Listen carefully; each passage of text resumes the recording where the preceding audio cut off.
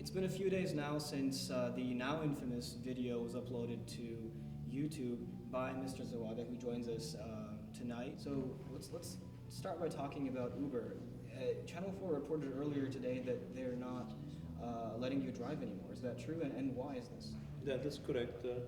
Without any explanation, my account was shut down early in the morning, and I asked why. I was referred by San Francisco office to Detroit office, and I have to sit and wait for. And there was no email, no phone call? There were 2 phone calls yesterday, but I was surprised. I didn't recognize the numbers. I didn't know who it is. It was out of state, so basically I didn't pick up. It went to answering machine. I was just working, driving. Now, I mean, Called them in the morning, and we had a discussion. And that was what I was told. you had filed complaints with Uber before this, right? You said this was your 4th interaction with a student, and you'd filed complaints before this about the same student. That's correct. Could you explain a little more?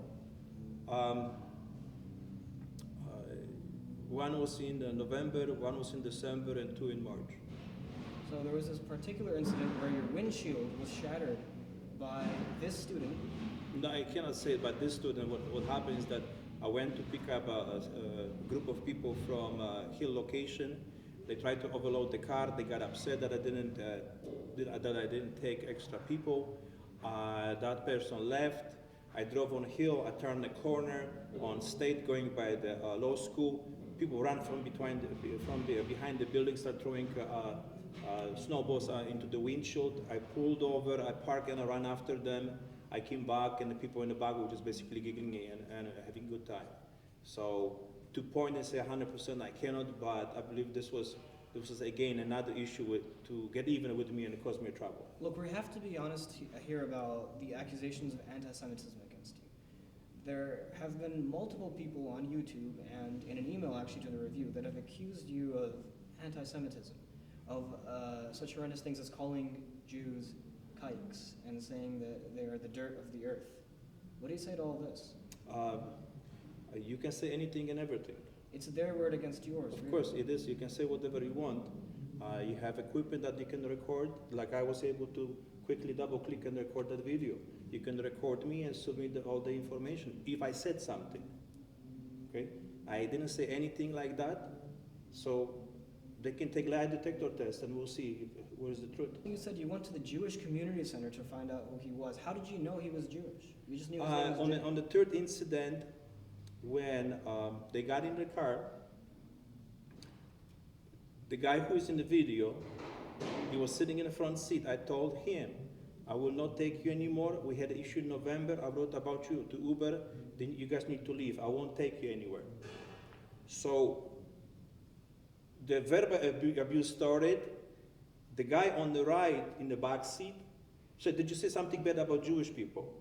I said, I turned around and I said, "Don't start anything like that with me." Right. Okay? I asked them to leave the car.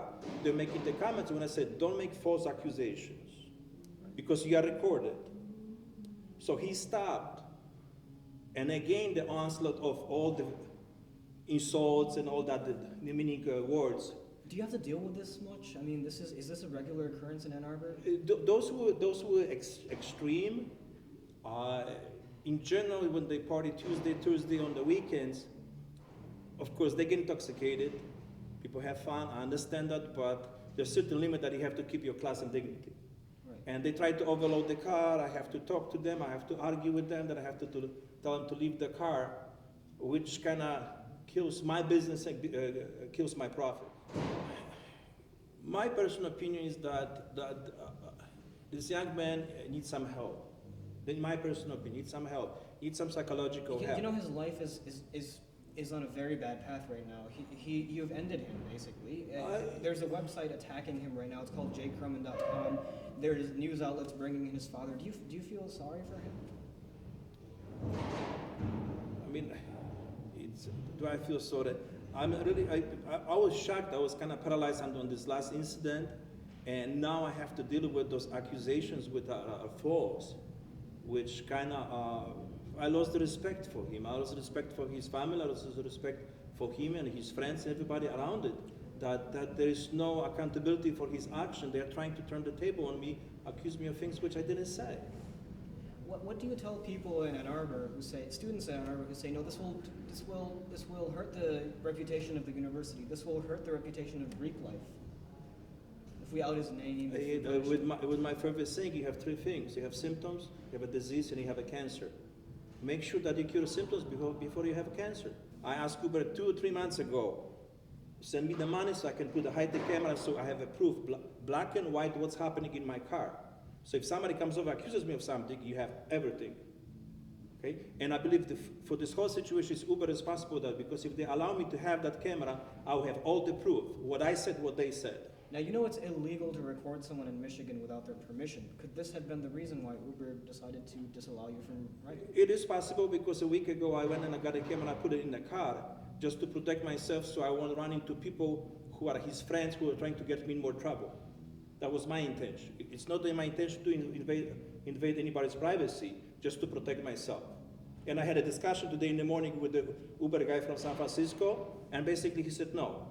They don't want to send me the money, they don't want to protect me, but they are saying that they are behind me, but they won't do anything. You're not allowed to even log in onto your app, right? You're not I cannot log into my application, no. The media has a responsibility to publicly shame this attitude. And we all make mistakes. This could have been an isolated incident, but 4 isolated incidents? And on top of that, this kind of attitude on his social media, it seems a little bit much to me, and that is why I sought to out his name. I think I'm doing the right thing. Well, sometimes we have to make a decision to do certain things, but for me, I could just put this that Sunday, right away on YouTube, right? Yeah, why didn't you publish the video right away? I waited until Friday because I felt that when I went to, I talked to FBI, I talked to... you talked to the FBI? I talked to FBI after I met with Dean of Student Services, and I went on Monday. We scheduled an appointment with the Dean for Wednesday. The Dean was talking to all the students who were on that video on Tuesday, and then we had a discussion. In that meeting, there was no discussion that they said that I made the comments to those girls, to the guys, or anybody else. There was nothing mentioned in what is right now, what is put on media right now in regards that I suppose they said certain things about them, okay? So we had a discussion, we had a kind of long discussion, and then I went to police. I made a report. Police was kind of, okay, we have a case, we don't have a case, and... well, you know that this is very hard to prove in a court. This is very hard to hold up in a court as a hate crime.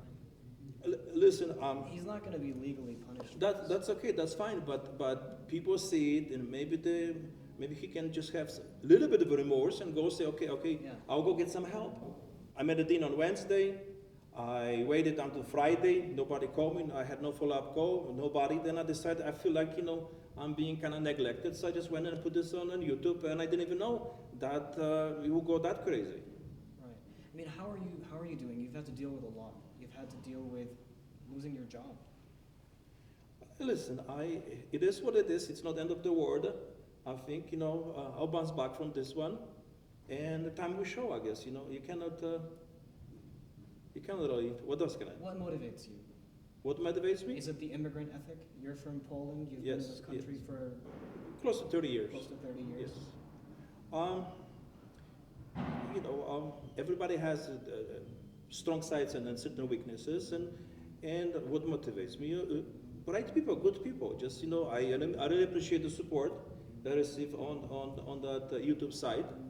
A little bit better over there, but most of it's pretty good. People are supporting, people understand, people are, upset, angry with this whole thing, but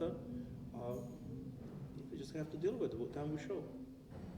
What is your message for people in Ann Arbor, for students who haven't had to work a day in their lives? They're students like me, and of course, I don't have it made.